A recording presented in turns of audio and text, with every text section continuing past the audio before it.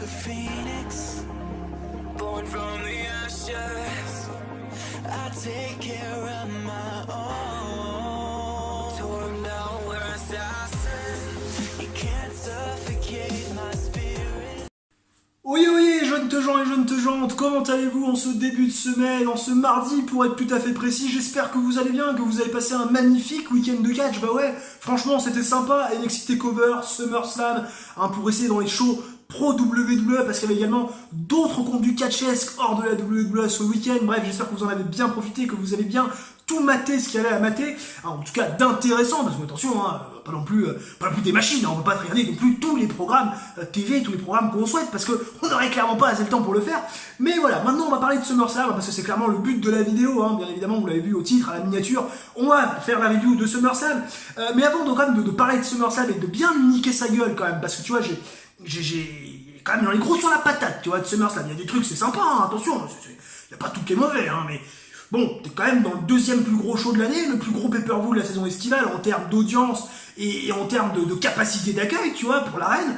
Mais bon, voilà, tu t'attends à autre chose que du show que t'as eu, quoi. Je veux dire, entre les résultats, certains qui étaient loin d'être fous, et puis alors les matchs, oh putain, je t'explique même pas, il y a des trucs, c'est quand même pas Jojo, quoi, je veux dire, attention, Alors, mais, attention, c'était pas mauvais, il était pas tout qui était mauvais, mais bon, je m'attends à autre chose, tu vois, qualité in-ring, deuxième plus gros pay-per-view de l'année, je me dis, je sais pas, tu vas faire un effort niveau qualité in-ring, tu vois, catchesquement parlant, tu vas essayer de me pondre des matchs sympas, quoi, tu vois, je veux dire, bon, je vais pas dire que Dolph Ziggler, Goldberg, tu vois, c'est ce qu'il faut retenir du show, et c'est l'image même du show en termes de qualité in-ring, mais grosso merdo, t'as pas eu des matchs incroyables, quoi, tu vois, je veux dire, si t'avais pas Charlotte Flair, Trish Stratus, et le main event, c'est Rollins, Brock Lesnar, à ma grande surprise, le reste, je veux dire, tu vas pas bien, quoi. Ah non, je pense que tu prends une corde et tu finis pas le show, tu te prends avant, ça c'est sûr. Mais avant donc de lui niquer sa gueule, parce que là je vous donne mon avis un petit peu global, pas de soucis, pas d'angoisse, mais avant de niquer sa gueule au show, avant de bien lui niquer la mère, plutôt de sa mère, je vais déjà niquer la maman du WWE Network, parce que quand même il faut que je vous explique. Alors on va me dire, Nico, on est mardi, t'es un petit peu à la bourre. Mais je vais vous expliquer quand même 2 secondes ce qui s'est passé. Le WWE Network, vous savez maintenant, ils ont pris l'exclusivité des shows.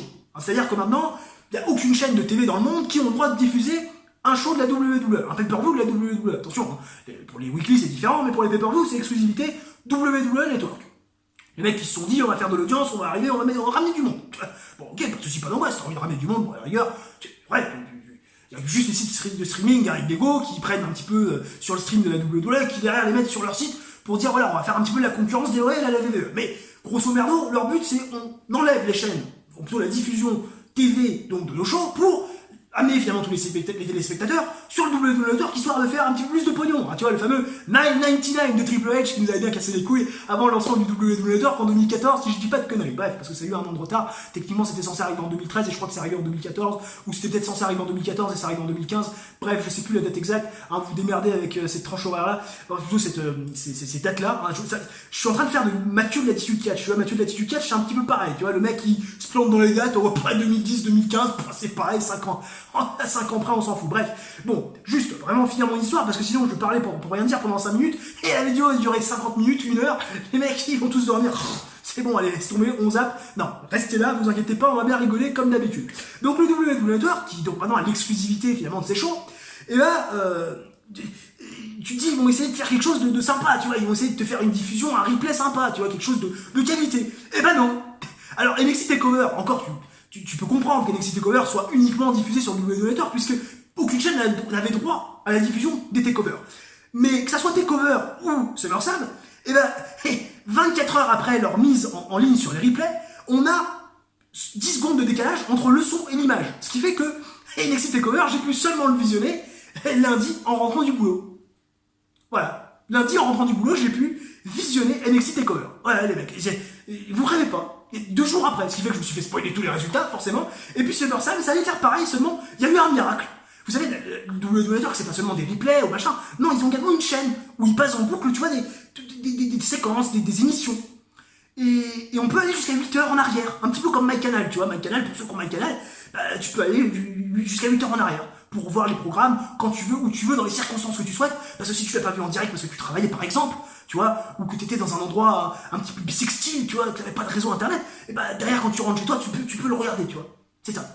Donc, pour tous ceux qui sont abonnés à MyCanal et qui ont cette application-là, enfin, plutôt, adhérents de Canal+, et qui ont cette application-là, vous voyez un petit peu de quoi je parle. Et le WWE Network, c'est exactement pareil. Tu peux revenir jusqu'à 8 heures en arrière. Et je suis tombé sur le match Finn Balor, enfin l'entrée de Finn Balor face à The Fiend, Bray Wyatt. Alors je me suis dit, je vais faire un retour rapide de 2 heures en arrière, 3 heures en arrière, histoire de pas me faire spoiler, tu vois, les différents résultats, si le match c'est presque l'avant-dernier. En l'occurrence, c'était l'avant-dernier, tu vois, ou plutôt, c'était l'avant-dernier, c'était juste avant le match Seth Rollins contre Brock Lesnar. Donc du coup, j'ai fait un retour rapide de 2 heures, ou 3 heures, je sais plus, et j'ai pu visionner le show, en bonne qualité. Mais ce que je comprends pas, c'est que le replay, t'as 10 secondes de décalage entre le son et l'image pendant 48 heures, avant que ça se rétablisse, et sur un live, sur la chaîne du WWE Network, sur ce qui se passe en boucle, sur leur chaîne officielle, et là t'as pas de décalage, tout va bien. Alors bon, c'était une chance incroyable, sinon vous auriez eu la review et seulement demain. Et vous auriez eu la review de Raw seulement jeudi, puis la review SmackDown seulement samedi, ça aurait été la merde, bref. Donc voilà, un gros foot, vraiment là, j'en ai gros sur la patate par rapport au WWE Network, je vous jure, j'avais envie de tout casser. Vince McMahon, Triple H, surtout Vince McMahon, c'est bien beau hein, d'enlever les droits TV de vos pay-per-view hein, des chaînes. Mais encore une fois, essayez de nous donner quelque chose de bien, de bonne qualité. Voilà, parce que ça peut pas le faire, ça ne peut pas le faire. Voilà, d'ailleurs, ça ne peut pas le faire comme votre SummerSlam 2019. On rentre dans le vif du sujet direct, 11,9. Vous vous référez au barème qui s'affiche ici ou ici, je ne sais plus, bref, vous verrez bien. 11,9, c'est un show moyen. Alors certains vont me dire, moyen, Vico, est-ce qu'on a vu le même show? Alors les gars, je sais pas sur quoi vous jugez le show. Il y en a, ils jugent le show sur la qualité des rings, d'autres sur les résultats, parfois même sur les deux trucs. Ils jouent sur les deux tableaux, les mecs, ils savent pas trop comment ils font, mais ils jouent sur les deux tableaux. Tu vois, moi je m'emmerde un petit peu à jouer aussi sur les deux tableaux pour finalement un petit peu noter mes shows. Mais techniquement, je reste plus sur la qualité in-ring, tu vois, c'est ce qui m'importe un petit peu plus que sur un pay-per-view, vu qu'on a tous les matchs diffusés en intégralité, qu'on n'a pas de pub pour entrecouper les matchs. Donc tu vois, je juge un peu là-dessus. Mais les gars, on juge pas seulement le show sur 2 matchs. Ou sur 2 matchs, c'est une entrée. Parce que si tu prends le match Trish Stratus contre Charlotte Flair, le main event, Seth Rollins, Brock Lesnar et l'entrée de The Fiend, le show il est génial, il est 5 étoiles, hein. Pratiquement. Mais le problème c'est que t'avais quand même 7 autres matchs. Et quand tu commences le truc avec Becky Lynch Natalia dans un submission match, alors attention, t'as l'ambiance, hein, pas de soucis, pas d'angoisse, hein. T'as une ambiance de fou, Becky Lynch c'était un peu hostile, Natalia c'était, les gens ils étaient comme des malades, mais c'est un submission match quoi, tu vois, tu sais que ça va pas être fou quoi, tu sais que ça va pas être fou, parce que ça se prête pas tu vois à modalité de match, en fait tu vois, j'imagine même que le pré-show a dû être mieux que les 3 premiers matchs du show principal. D'ailleurs, j'ai parlé, j'ai dit doit être mieux parce que j'espère quoi, tu vois.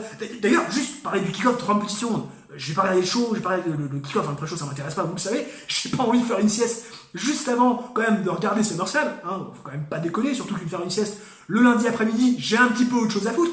Donc au niveau des résultats, Drew Gulak a battu Oney Lorcan, ça je vous l'avais dit, c'était mon pronostic.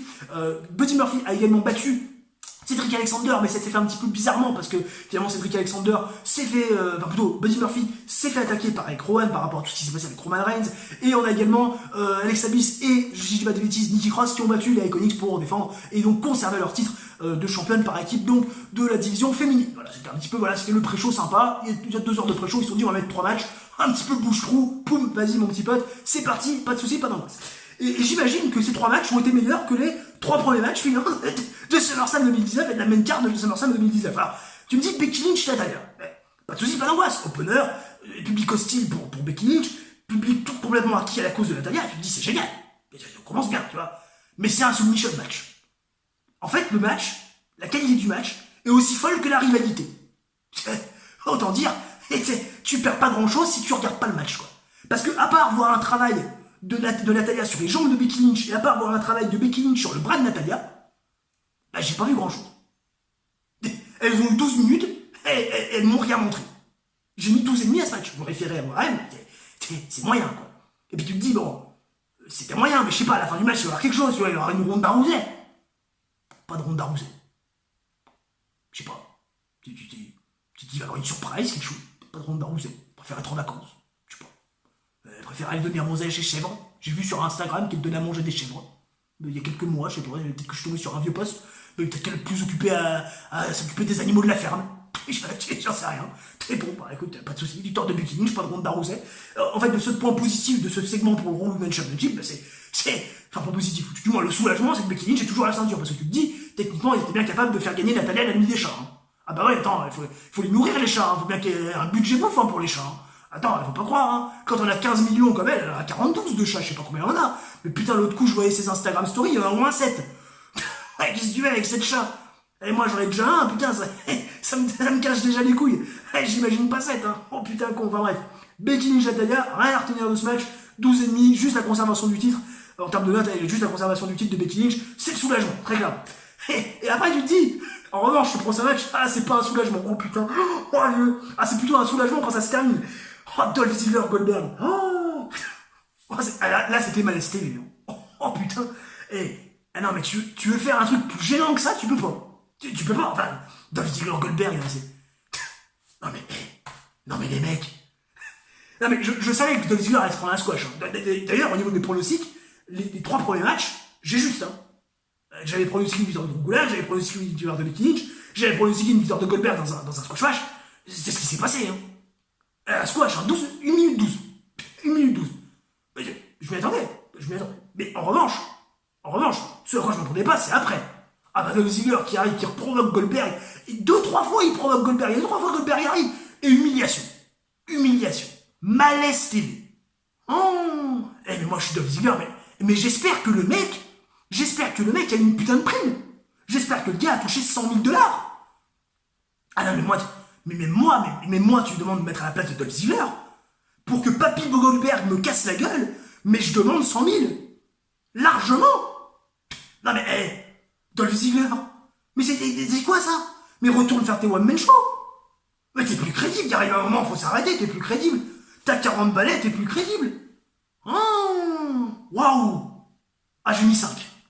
Ah, je crois que j'ai mis 5 pour la qualité des spires de Goldberg et le fait qu'il n'ait pas botché sa souplesse de fin. J'ai mis 5. C'est pas bon, hein. Ah non, c'est pas bon. Ah, c'est pas bon. En revanche, le match d'après est un peu mieux. Ah ouais, Ricochet contre AJ Styles, là c'est un peu mieux. Là, tu vois, tu respires, tu te dis, on va avoir un bon match. Ah ben, on a eu un bon match. Mais alors, pas aussi bon que ce qu'on aurait pu avoir. Hein. Oh, waouh. Mais on a Styles contre Ricochet quand même. Et les mecs, c'est un match de championnat des États-Unis, c'est SummerSlam. Ah bah non.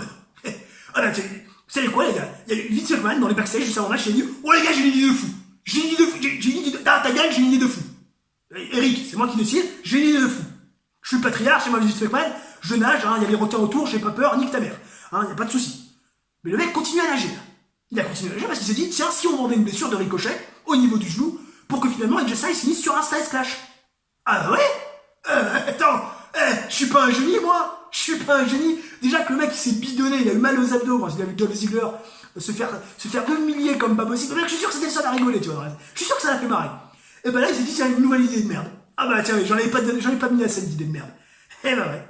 Eh ben oui. Mais le problème, c'est que Ricochet est face. Mais c'est lui qui met le rythme dans la rencontre. Et si tu lui vends une blessure, comment tu veux qu'il vende de manière réaliste son rythme et sa vitesse dans le ring? Il peut pas. Donc au final, on a un match qui était plus dominé par AJ Styles qu'autre chose. Et comme AJ Styles est libre, bah du coup, tu peux pas trop montrer non plus. Donc au lieu d'avoir un match que je peux noter à 17,5, 18 peut-être, bah je le note à 14. Ah, c'est pas mauvais, hein. Mais c'est loin de ce que j'attendais. Très très loin. Après, au niveau du résultat, j'étais pas surpris. Le résultat, c'est ce que j'attendais. AJ Styles vainqueur. AJ Styles qui s'en sert. Ça discrédite pas Ricochet, hein. Mais Ricochet, il a perdu parce que intervention de Gallows et Anderson, hein. Donc, tu t'imagines que la rivalité va se poursuivre, j'imagine jusqu'à Clash of Champions. Mais si on continue jusqu'à Clash of Champions, ce qui me semble logique, plus ou moins prévu, j'espère quand même que vous allez faire un match 5 étoiles ce coup-là, hein. Quand même, le foutage de gueule aussi, il a assez duré. Bon. Mais pour l'instant, je suis bon. Pour l'instant, je suis bon quand même. Au-delà de ces matchs qui pourraient être meilleurs, la seule chose qui est bonne, c'est mes pronostics. 4 sur 4, les gars. 4 sur 4. Bon, rassurez-vous. Ah non.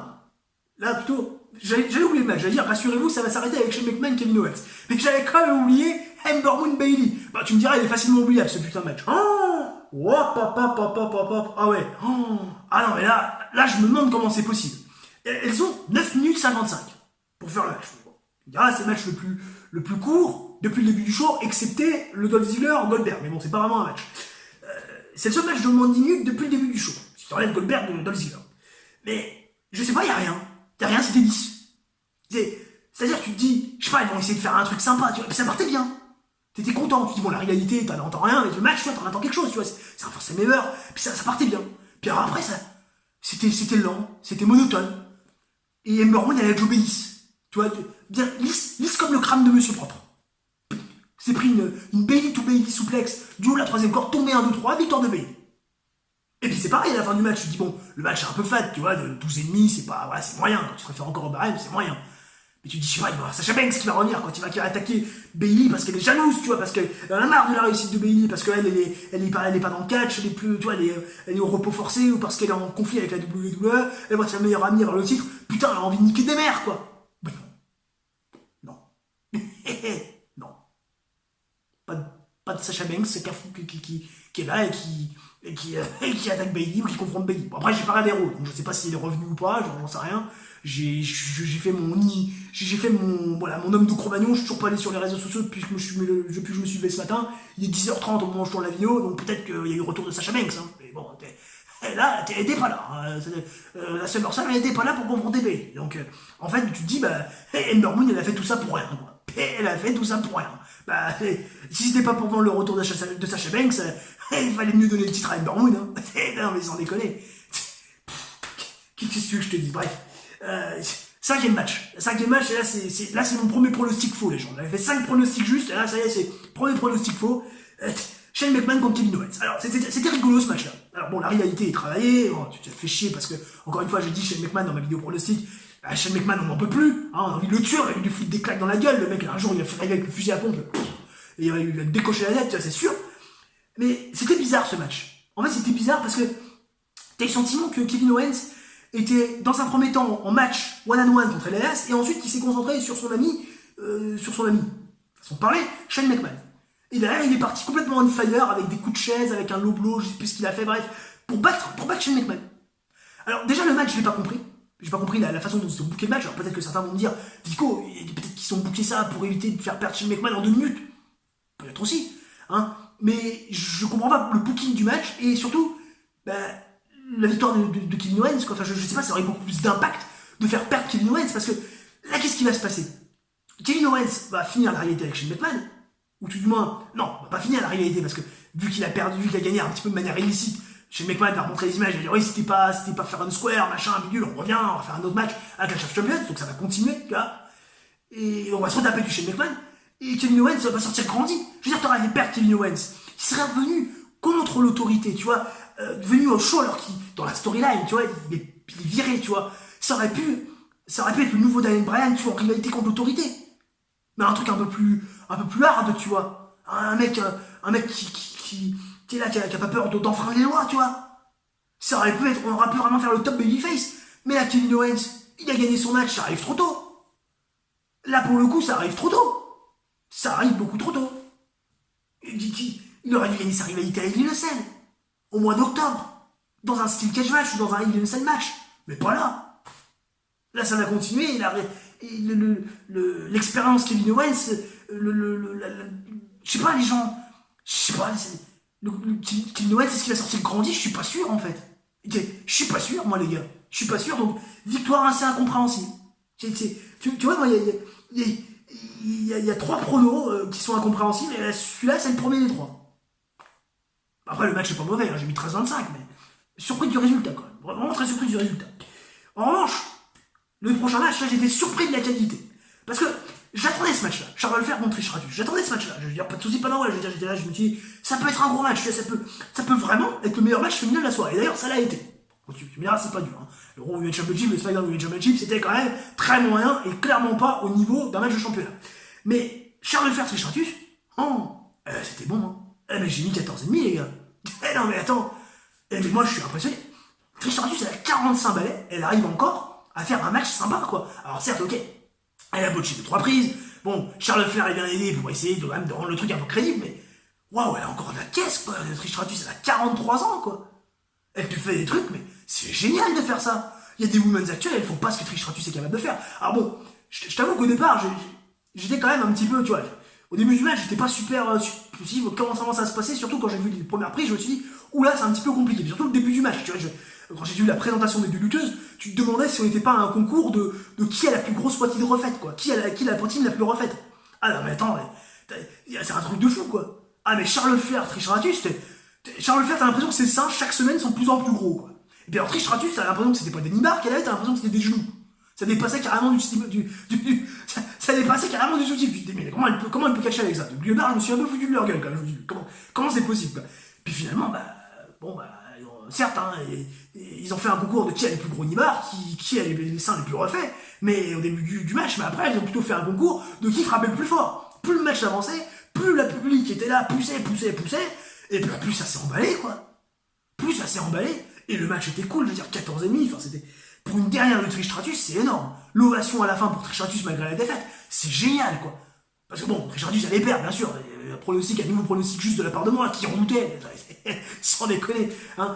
Mais bon, le seul truc que je regrette, c'est qu'elle est tapée, tu vois. Elle est tapée, tu vois. Pour moi, taper, ça veut dire t'abandonnes, c'est un aveu de faiblesse, c'est humiliant de taper, tu vois. J'aurais préféré ça se terminer sur un big move, terminer, tomber 1, 2, 3, on n'en parle plus, tu vois, elle a été battue par plus fort, mais là, elle a abandonné, tu vois. Ça m'a posé un peu problème. Je pense que Trish Stratus, elle méritait un petit peu autre chose que taper pour son dernier match. Mais bon, peut-être la WWE, on met un petit peu ce qu'ils veulent. Mais un bon match, 14,5, 16 minutes de combat, vraiment. Qu'est-ce que vous voulez que je vous dise? Pour un match de 16 minutes, 14,5, c'est une très bonne note, vraiment. C'était un très bon match. Moi, le meilleur match féminin de la soirée, et surtout le deuxième meilleur match de la soirée. C'est clairement. Mais rassurez-vous, c'était pas le prochain. Ah bah non, le Randy Orton, Kofi Kingston qui a suivi Charles Flair et Trish Stratus, tu pouvais dire Trish Stratus, Charles Flair, ça va peut-être me faire monter crescendo le show, c'est-à-dire on va pouvoir s'emballer sur la dernière partie de show. Ben non, c'est Randy Orton, Kofi Kingston, c'est pas le meilleur match de la soirée. Ah bah loin de là, c'était plutôt le somnifère de la soirée. Ah bah non, ok. Oh putain, mais tu veux t'endormir? Regarde pas le pré-show. Ah non, regarde le match Kofi Kingston, Randy Orton. Oh, c'était long. Ah, 18 minutes, hein. 18 minutes, 18 putain de minutes. Il s'est rien passé, ça a été long, ça a été chiant. Et ça se termine par un double décompte à l'extérieur. Et un Kofi Kingston qui pète un plomb sur Randy Orton parce que Randy Orton regarde sa famille un petit peu d'un air sadique, l'air de dire je vais défoncer ton papa juste à côté de toi, tu vas voir, ça va être rigolo, tu vois. Le Randy Orton un peu psychopathe de 2009, tu vois, c'était... Mais au final, il n'y a rien, quoi. Et le public s'entendait à la fin du match, bullshit. C'est sûr, c'est une bullshit. Le match est nul, la fin est nulle. Le seul truc qui était bien dans ce match-là, c'est le RKO. Ah, le spot exceptionnel. Randy Orton et les RKO... On sait pourquoi on aime Randy Orton. Ça, c'est... Même moi, devant mon écran, je veux dire, j'écris, je fais RKO! Je dis, ah, mais vas-y, mais couvre-le, fais-lui le tomber, fais quelque chose. Il a rien fait. Non, il a souri comme un con. Il veut faire le tomber. Allez, chichi. Non, mais Randy Orton et le booking. D'ailleurs, est-ce qu'on peut en parler 5 minutes de Randy Orton et le booking? C'est quoi ça? Le mec, pas une souplesse, pas une descente du genou, pas un power slam. Y a rien. Randy Orton, y a rien eu le droit de faire. Rien eu. Alors, je me serais encore satisfait ou contenté du RKO tomber à 2-3. Et le titre de la WWE, j'aurais oublié le booking désastreux. Ça aurait été effacé s'il avait gagné le titre, s'il avait concrétisé avec le tombé après le RKO, mais même pas. Il n'y a même pas de clin d'œil au destin, il n'y a même pas de clin d'œil à il y a 15 ans quand il devient le plus grand champion du monde poids lourd, le plus jeune champion du monde poids lourd de tous les temps. 15 ans avant, à SummerSlam, Toronto, Ontario, Canada, rien du tout. Rien. On s'en fout, est-ce Kofi Kingston? Ah, la rivalité va continuer, hein. Ah, certainement Clash of Champions, certainement il le sait.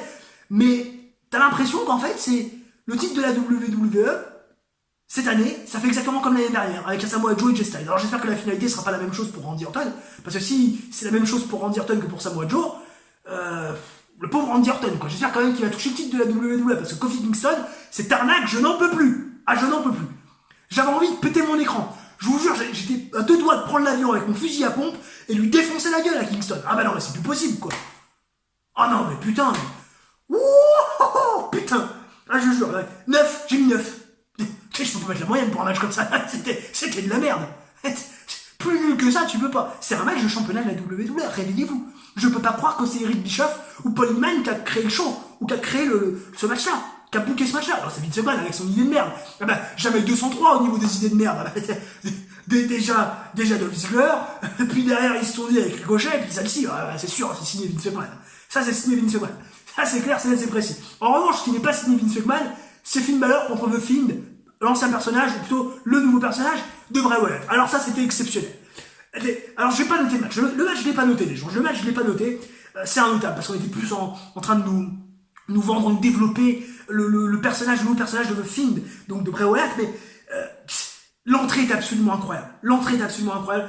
On était dans le no PG de A à Z. Tu dis la PG encore. Bah là, c'était pas PG. Ah non. On est arrivé avec la lampe de Bray Wyatt. Il prenait toujours une lampe, Bray Wyatt.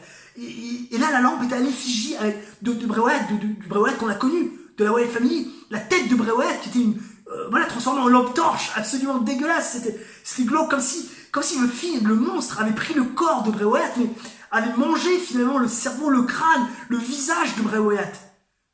Pour devenir, en plus les yeux qui étaient cousus, l'air de dire j'ai pris tes yeux, j'ai pris tout de toi, j'ai pris ton visage. Ah, c'était absolument dégueulasse, c'était bon. Pour certains, c'était le meilleur moment du show. Moi, pour moi, c'est le deuxième meilleur moment du show. Je jure, l'entrée de The Fiend, j'ai regardé 4 fois. Je me suis dit, c'est énorme. Après SummerSlam, je me suis dit, j'ai fini de visionner le show et j'ai dit, je regardais ça. C'est le truc, c'est génial. C'est du génie. Alors bon, ce qui aurait été du génie aussi, en tout cas, dans ma vidéo pronostic, moi j'aurais pensé comme ça, c'était peut-être de faire venir le démon pour que Finn Balor perde face à The Fiend. Le démon Finn Balor perde contre The Fiend. Mais finalement, The Fiend, il bat l'homme Balor, Finn Balor, mais peut-être que quand Finn Balor va revenir pour le Royal Rumble, on aura le droit au Diamond King contre The Fiend. Ou The Fiend, appelez-le comme vous voulez. Ça sera génial. Et au final, qu'on ait Finn Balor l'homme cette semaine, ça m'a pas dérangé, parce que je me dis, si on l'a au Royal Rumble, cet affrontement, Diamond King contre The Fiend, ça sera bien, ça aura de la gueule. Et puis on pourra pusher Bray Wyatt, le nouveau personnage de Bray Wyatt. Parce que ça sera le premier à battre le démon. Si, attention, il ne faut pas de conneries. Si Vince McMahon n'a pas une 4ème idée de merde, bon, rassurez-vous, il aura des idées de merde entre-temps, entre SummerSlam et le Royal Rumble, il a le temps d'y penser, hein, le mec, t'inquiète pas, les conneries, il en réfléchit, il en rêve. Le mec, il en rêve toutes les nuits des conneries, t'inquiète pas, il sait faire. Mais c'était bien, victoire de The Fiend, c'était mon pronostic, pas de soucis, pas d'angoisse. Et puis, on passe au dernier match, Seth Rollins, Brock Lesnar. Je sais plus si j'ai dit en introduction de vidéo, mais il me semble que je l'avais dit. Je m'attendais à un match aussi fat que la rivalité. C'est-à-dire, c'est vraiment un truc nul, quoi, tu vois. Et finalement, Brock Lesnar s'est sorti le du cul. Déjà, à WrestleMania, tu vois, j'étais surpris. J'étais surpris, je me suis dit, c'est incroyable. Il est en train de se sortir, il s'est sorti les deux mains, tu vois, les deux mains du cul, tu vois. Ça a dû être compliqué, c'est pour chier ces dernières années, depuis 2012, quand t'as deux mains enfoncées au fin fond de ton trou du fion, tu vois. Et il s'était sorti les deux mains, tu vois. Et là, t'as l'impression que, sur ce match-là, il s'est sorti toute la merde accumulée de son fion depuis 2012, tu vois. Et ça a donné un super match. Ça a donné le meilleur match de Brock Lesnar depuis son retour en 2012 en tant que part-timer. Alors, bien aidé par Seth Rollins, mais c'était super match, 14,75 j'ai mis. Pour un match de 13 minutes, 14,75, je suis désolé, c'est bon. C'est vraiment très bon. Et pourtant, il n'y a pas eu, tu vois, on n'a pas eu de fucking hero, on n'a pas eu de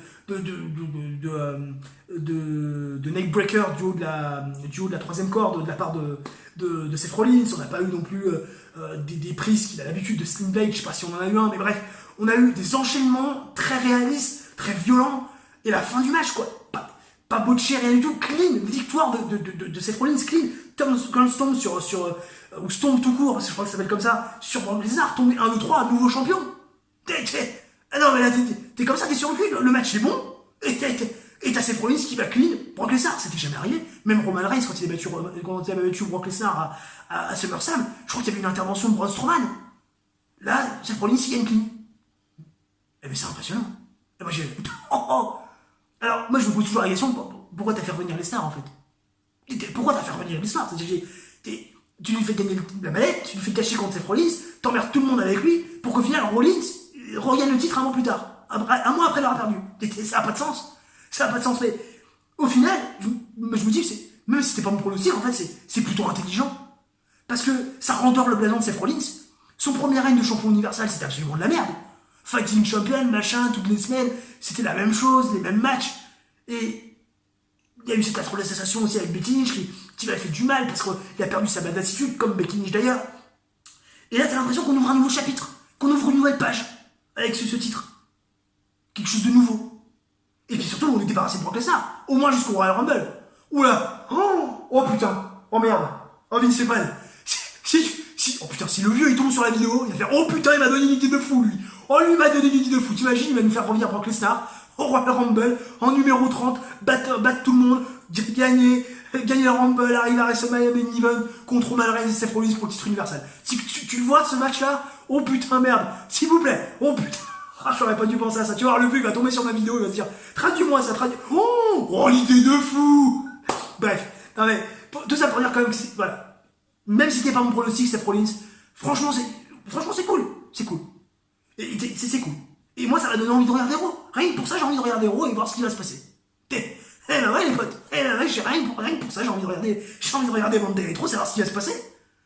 Voir comment Seth Rollins va évoluer, voir comment Seth Rollins va réagir, ce qui va changer, en fait.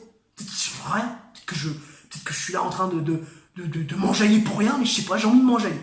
Et puis vous savez quoi, j'espère qu'on sera enjaillé aussi. Qu'on sera vraiment en joie quand on parlera de Monday Night Raw demain pour la review. Bah ouais, parce que c'est la première review de Monday Night Raw sur la chaîne, c'est dès demain, les gens. Bah ouais. Et j'espère que vous serez nombreux. Vraiment, j'espère que vous serez nombreux parce qu'on va encore bien se marrer, comme sur cette vidéo, comme sur les précédentes.